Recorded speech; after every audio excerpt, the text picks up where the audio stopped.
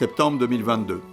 Un groupe de randonneurs interroge des habitants sur les conditions de leur arrivée en Montagne Noire.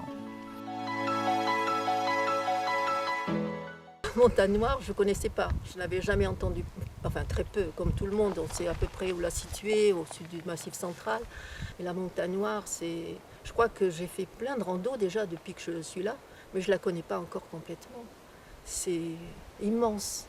De loin, ça fait comme une masse noire, impénétrable, et c'est pour ça qu'on l'appelle comme ça.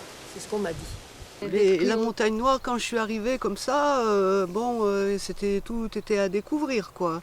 Donc il faut partir seul dans la montagne et puis ressentir des odeurs, des impressions, écouter le vent qui souffle sur les arbres, les résineux, la garrigue, et puis petit à petit, si on a l'esprit curieux, on se pose des questions, mais pourquoi ce pays, il n'y a personne, on voit personne sur les chemins, comment ça se fait, c'est tellement joli, et puis alors que ça ressemble à la Provence dans certains coins, ça peut ressembler, je sais pas, j'ai pas été, mais des pays nordiques en hiver, et puis il y a tous ces vestiges qui sont liés à l'histoire.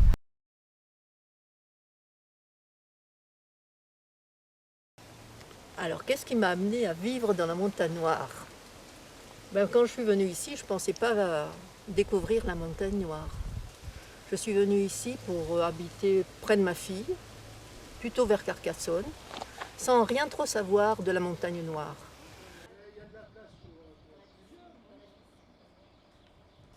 Mon arrivée en Montagne Noire est due à mes parents, puisque mon papa est né à Roquefort, à une dizaine de kilomètres de ce village de Pradelles-Cabardès.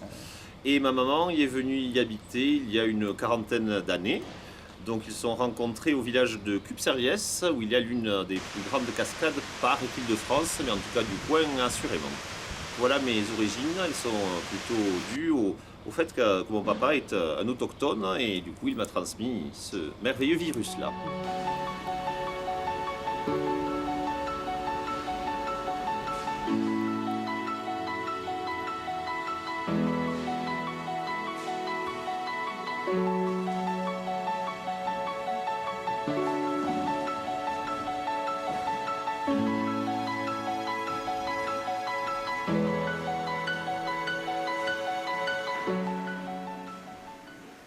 Donc moi je suis une immigrée de Montaulieu, je suis arrivée en 2003 pour un projet d'atelier de souffleur de verre avec ma sœur et mon mari.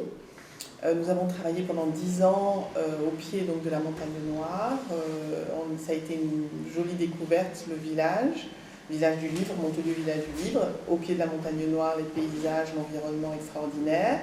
Ça a duré 10 ans et ensuite en 2015, je me suis retrouvée effectivement sans emploi et ce musée, la collection Cérès Franco s'installait à Montaulieu. Et là, second coup de foudre pour cette merveilleuse collection, pour Cérès Franco, pour la fille de Cérès Franco qui a porté ce projet pour l'installation ici à Montaulieu.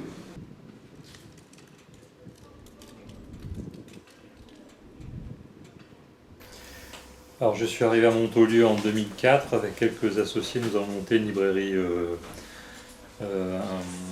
collective avec 5 autres libraires. Et donc nous avons loué l'ancienne manufacture royale qui est en bas du village. Et donc nous avons créé cette librairie en fin 2004. Eh bien, je suis arrivé dans Montagne Noire parce que mes parents étaient à Alger. Ils ont cherché une propriété dans le secteur.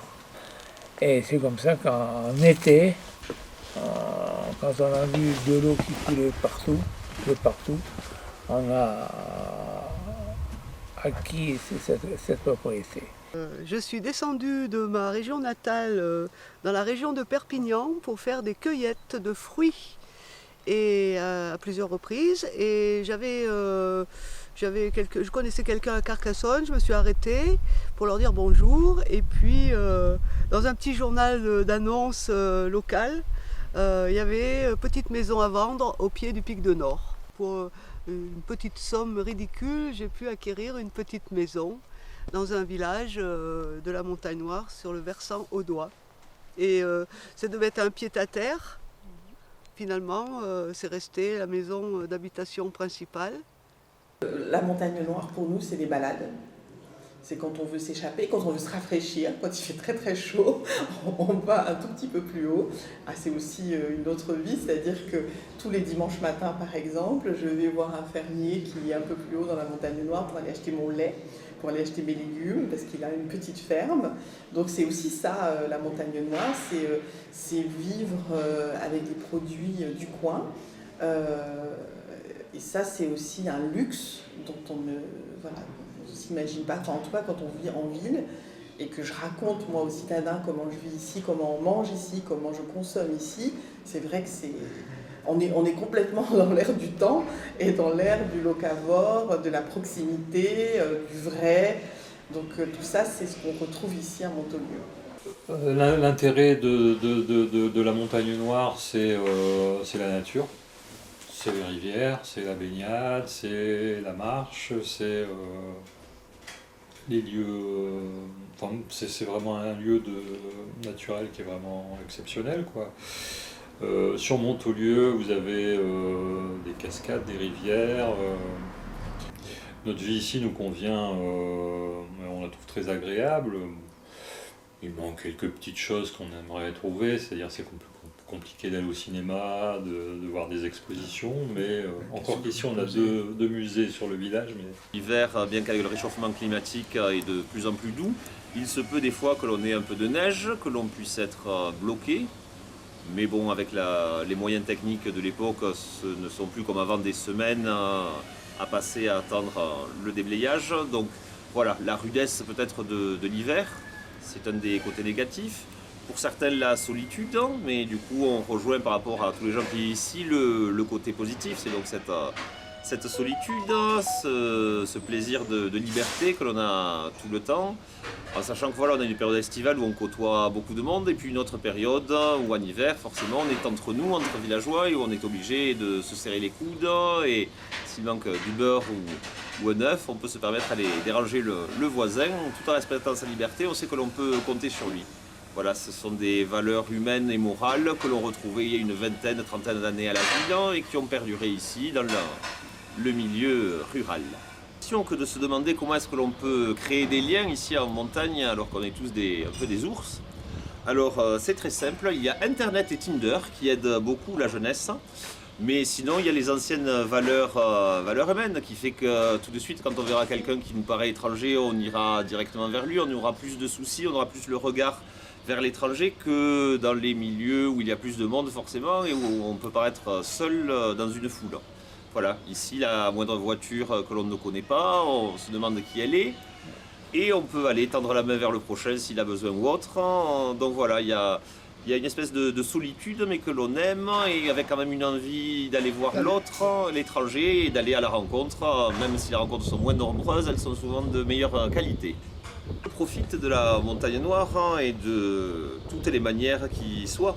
Déjà, il y a le paysage au matin quand on se réveille et que l'on a une vue merveilleuse sur la nature, les éoliennes bien que controversées, qu'on peut entendre les oiseaux gazouiller, qu'on a la chance dans le jardin d'avoir des animaux de compagnie tels un renard, un hérisson, un gros crapaud, les arts verts. On est confronté voilà, à la beauté de la nature et ce, dès qu'on a passé la porte et le perron de notre demeure.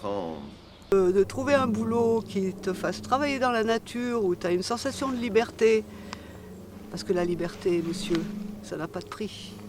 Le coup de foudre, il a été surtout professionnel en fait au départ. Et c'est vrai que vivre dans un village, quand on est jeune, parce que j'étais jeune quand je me suis installée, quand on s'est installé, c'était pas si évident que ça. Et le fait de travailler, le fait d'avoir une vie occupée, et en même temps de pouvoir profiter de ce cadre de vie, en fait c'est une chance extraordinaire. J'ai construit ce lac, j'ai ouvert un commerce, une pêche à trucs qui a très très bien marché. Après j'en ai fait un restaurant Et pour financer le tout, j'ai même fait une discothèque qui a très très bien marché. Et là, je me suis retrouvé commerçant et paysan en même temps.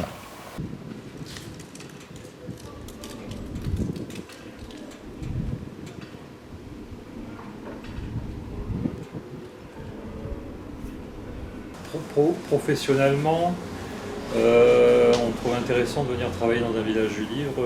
Avant, j'avais une librairie à Toulouse. Et de temps en temps, on venait faire des salons à Montaulieu. On s'est rendu compte qu'il y avait beaucoup plus de clients ici que dans les grandes villes pour le livre. C'est-à-dire les clients dans les grandes villes se déplacent sur des moments événementiels, c'est-à-dire un marché au livre ou une foire au livre, mais ils sont rarement dans les librairies. Alors ici, le fait d'avoir plusieurs librairies, ça les motivait à se déplacer d'un peu partout et de venir acheter des livres d'occasion. Donc après une scolarité à la ville et puis ensuite quelques boulots en ville, j'ai eu l'opportunité de venir ici pour travailler avec des très proches amis dans la restauration. C'est à partir pour l'instant non, parce que en fait j'ai mon activité professionnelle qui m'a permis de justement un petit peu plus combler toute cette envie de connaître et après envie de faire connaître. Et ça, quand on fait connaître les choses à des gens qui des fois sont des natifs, hein, ça a été ma meilleure récompense. Donc voilà, j'ai eu la chance d'être pris dans l'intercommunalité pour le suivi des sentiers de randonnée.